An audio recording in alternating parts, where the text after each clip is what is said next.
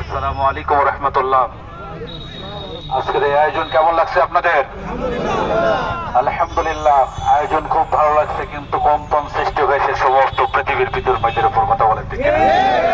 আজকে আমরা লক্ষ্য করছি তামাম বাংলাদেশের মানুষগুলো যখন কালিমার মিছিল নিয়ে বাংলাদেশে পতাকা পাতপাত করে ওড়ায়, তখন তামাম পৃথিবীর সমস্ত ইহুদি খ্রিস্টানদের হৃদয়ের ভিতরে কম্পন সৃষ্টি হয়।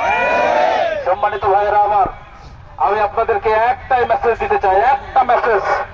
নবীর উম্মত যদি আপনারা দাবি করে থাকেন, নবীর ওয়ারিস যদি আপনারা দাবি করে থাকেন, যদি নবীর সৈনিক আপনারা দাবি করে থাকেন, রাতের অন্ধকারে অবশ্যই আপনাদের চোখের অশ্রুতে আপনাদের বুক বুঝাতে হবে।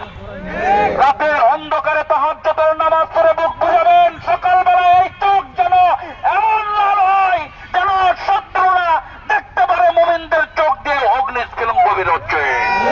সম্মানিত ভাইয়েরা, সাহায্য চাইবো কার কাছে?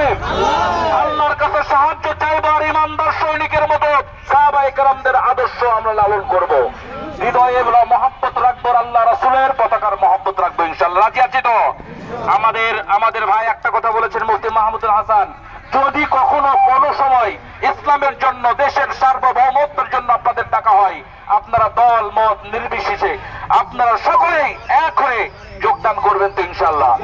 আল্লাহ তাআলা আমাদের কবুল করুক, সকল বলুন আমিন।